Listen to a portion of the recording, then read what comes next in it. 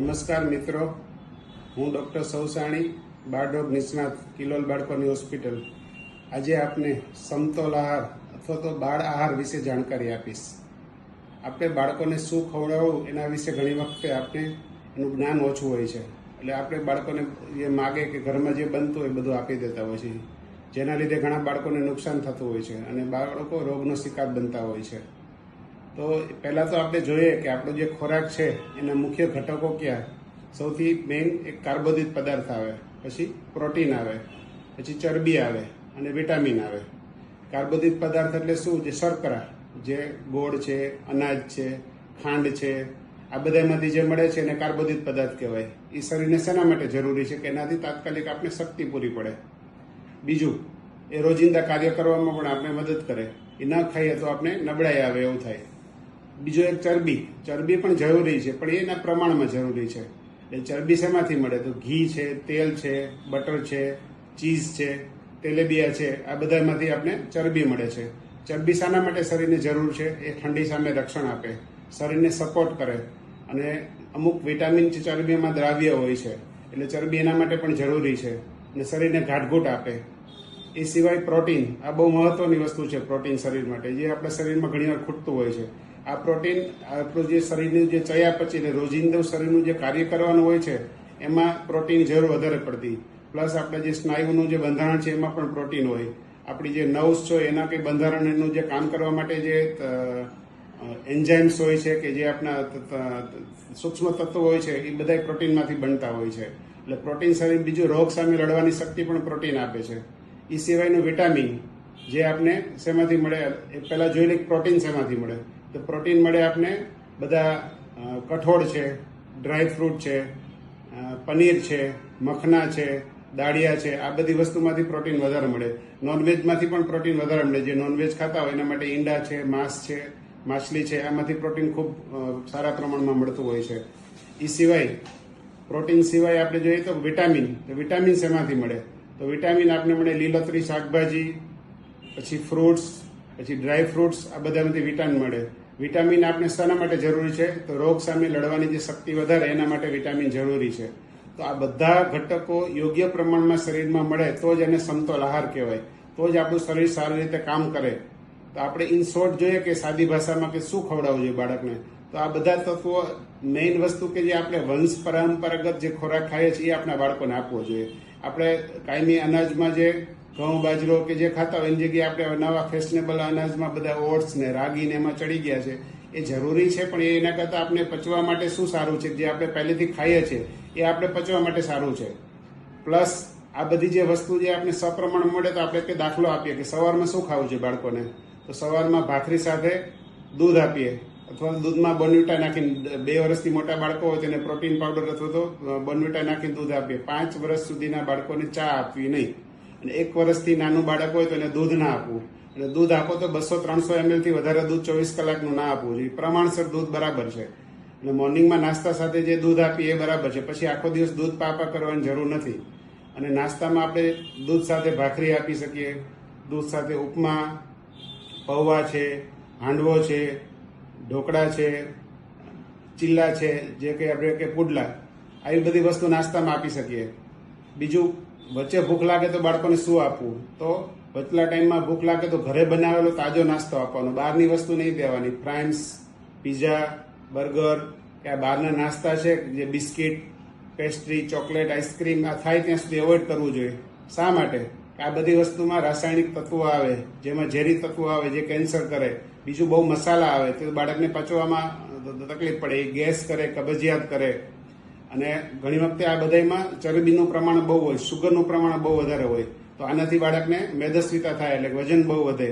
Plus જે Cola drinks છે, Pepsi છે, કોકા કોલા છે, બહારના રેડીમેડ જ્યુસ છે, આ બધામાં પણ પ્રિઝર્વેટિવ બહુ હોય અને સુગરનું પ્રમાણ બહુ હોય, સોલ્ટ પણ બહુ વધારે પ્રમાણમાં હોય, જે બાળકોને નુકસાન કરે છે. પ્લસ આપણે બપોરે જમવામાં કહીએ તો શું આપવું જોઈએ બાળકોને? તો બપોરે જમવામાં જે આપણે રૂટીન, જે રોટલી અથવા તો રોટલો જે તમને ભાવતું હોય, સાથે શાક, જેમાં લીલોતરી અથવા તો કઠોળ શાક ઓલ્ટરનેટ આપીએ, સાથે થોડું સલાડ આપીએ, ચટણી આપીએ અને દાળ ભાત આપીએ. તો આમાં બધું આજે આપણે કીધું છે, બધું કાર્બોદિત પદાર્થ, પ્રોટીન, વિટામિન બધું આમાં બેલેન્સમાં આવી જાય. અને સાંજે આપણે જે નાસ્તો ઘરનો બનાવેલો અથવા તો સાંજના ટાઈમમાં ફ્રૂટ આપવું વધારે સારું. દિવસમાં એક સિઝનલ ફ્રૂટ ફરજિયાત સાંજે બાળકને આપવું જોઈએ. પછી છતાંય બાળકનું પેટ ભૂખ્યું હોય તો કોઈ પણ નાસ્તો આપો, પણ ઘરનો બનાવેલો. દાળિયા છે, સિંગ છે, મમરા છે, ઘરે બનાવેલા પૌવા છે, સુખડી છે, ચૂરમું છે, લાડવો છે, આવું બધું વધારે આપવાનું. મેગી ને બહારની વસ્તુ જે નાસ્તામાં આપીએ છીએ એવોઇડ કરવી જોઈએ. સાંજના જમણવારમાં શું આપી શકીએ બાળકને? તો સાંજે આપણે રોટલો કે શાક સાથે ખીચડીમાં થોડું ઘી નાખો, થોડું સલાડ કે થોડુંક ચટણી બનાવીને આપો, તો સાંજના પણ આપણું બેલેન્સ ફૂડ થઈ જાય. હવે મેઇન પ્રોબ્લેમ આપણા ગુજરાતી ફૂડમાં શું છે કે આપણે જે નોનવેજ નથી લેતા એ લોકોને પ્રોટીન બહુ ઘટે છે.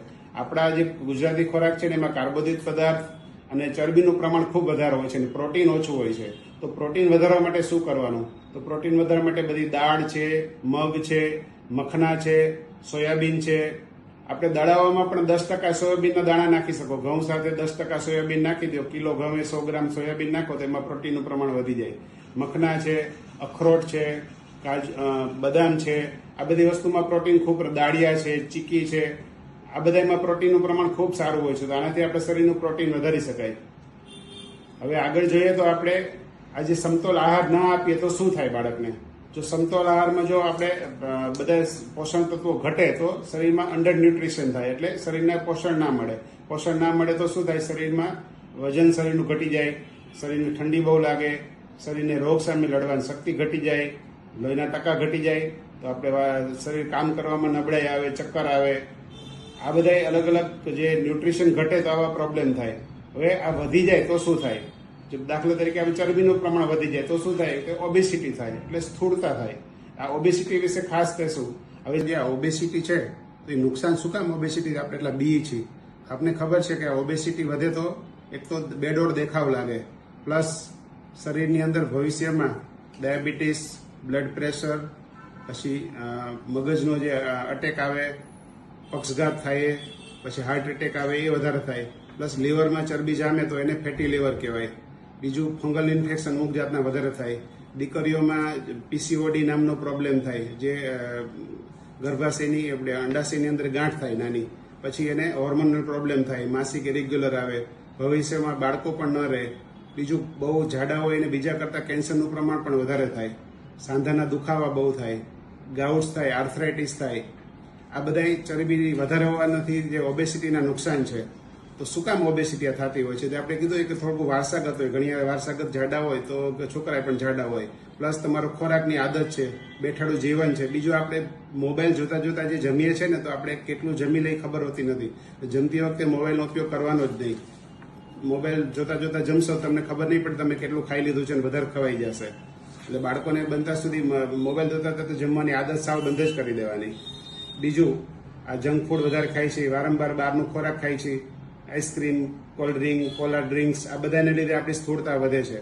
બીજું આપણું બેઠાડું જીવન થઈ ગયું છે. પહેલા બાળકો બહાર રમવા જતા, હવે હલનચલન કે બહાર રમવા જવાની જગ્યા હોતી નથી, એટલે ઘરમાં અથવા તો સ્ક્રીન ટાઈમ વધી ગયો, મોબાઈલ ને ટીવી જોયા રાખે છે. તો બહાર રમવા મોકલો. બાળકોને 30 મિનિટ ઓછામાં ઓછી કસરત કરવી જોઈએ. અને પરસેવો વડે એવી 30 મિનિટ કસરત કરે, અથવા તો 4 થી 5 કિલોમીટર હાલે, સ્વિમિંગ કરે, દોડા કૂદે, રમત ગમત રમે, આપણે એની સાથે રમીએ તો આનાથી સ્થૂળતા ઓછી થાય.